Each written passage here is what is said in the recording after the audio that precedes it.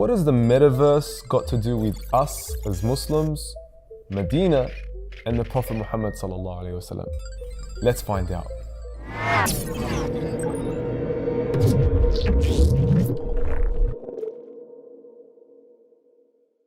Let's talk.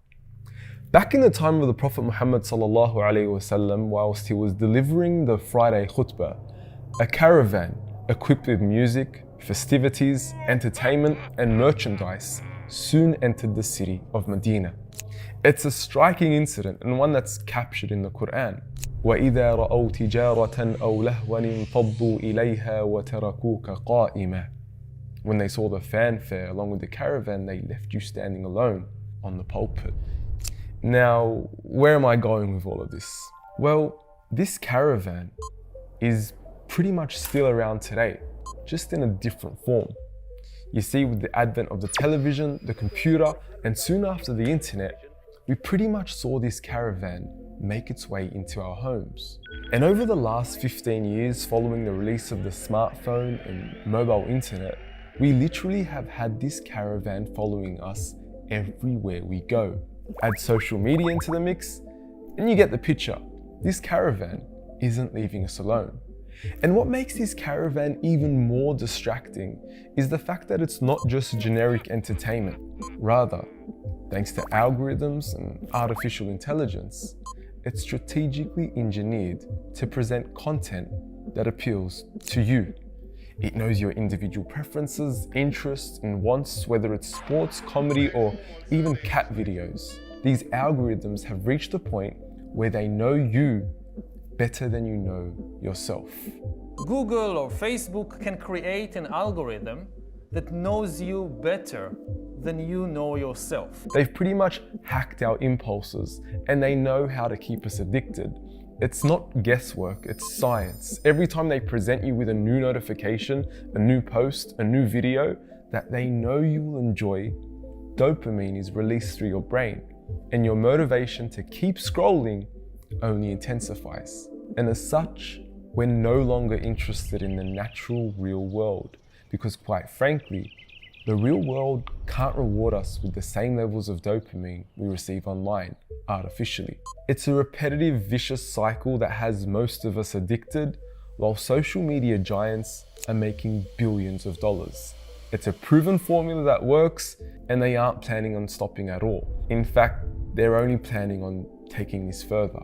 You see, this caravan that has been following us around from the outside will soon become our home, our walls, and the very roof above our heads, thanks to Mark Zuckerberg and what he has dubbed the Metaverse.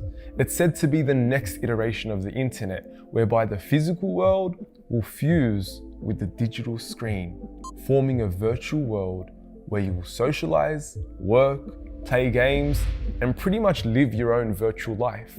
You'll have your own virtual home, your own friends, and even your own realistic avatar of yourself.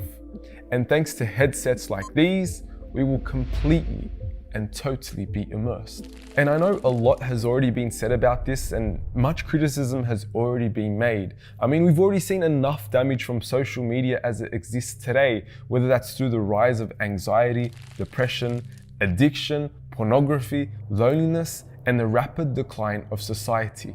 We can only imagine how worse it will become. Yet, despite all that has already been said, there's something else I want to hone in on. One of the greatest consequences these distractions have had on our lives is their ability to make us forget Allah and forget the Quran. And it's not because anyone is actively forcing us to stop remembering Allah or stop reading the Quran, but rather, we are so distracted, we are no longer receptive. Hear me out. Let's go back to where we started in the beginning. You see, as the companions were met with this caravan of distraction and they left the Prophet ﷺ standing all alone, Allah instructs the Prophet to tell them, قُلْ مَا عِنْدَ اللَّهِ خَيْرٌ مِّنَ اللَّهْوِ وَمِنَ التِّجَارَةِ. Say, what is with Allah is far better than amusement and merchandise. What is with Allah is far greater than the distractions, the entertainment, the pastimes. It's a blatant truth. Yet for many of us, myself included, we can no longer see it. Why? Well, we need to get out of the caravan for a start. You see, in order for us to be receptive to Allah and His words, we need to be people of life, people of mind, people of hearing, and people of sight. As Allah states in the Quran, لِيُنذِرَ مَنْ كَانَ حَيًّا, to warn those, a book to warn those who are alive. And in another verse, إِنَّ فِي ذَلِكَ لَذِكْرَى لِمَنْ كَانَ لَهُ قَلْبٌ أَوْ أَلْقَى السَّمْعَ وَهُوَ شَهِيدٌ. It's a reminder for people who have heart, hearing, and are a witness. A witness by all means is someone who is present and not someone who's distracted. You see, while social media giants keep coming up with ways to further push us away from real life, Allah calls us to that which truly gives us life.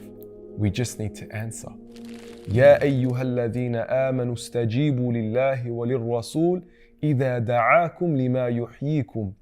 O believers, respond to Allah and His Messenger when He calls you to that which gives you life. Connecting with Allah, connecting with the Prophet ﷺ, connecting with one another as Muslims gives us life. And our greatest pride as Muslims is in being people of life, not people who are distracted. And I know I have my shortcomings, and I say this message with a hint of salt, knowing that I myself do struggle, and I might even consider myself a hypocrite considering that I'm heavily involved in social media. But I just want us to be aware and mindful of what's taking place. And I pray that we may never forget that what is with Allah is far greater than the caravans of distraction.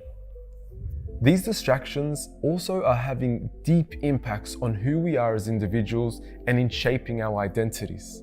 And in a further video, I do plan on breaking this down, so be sure to subscribe, hit the bell for notifications, like the video to stay up to date, and we look forward to seeing you next time. Assalamu alaikum wa rahmatullahi wa barakatuh.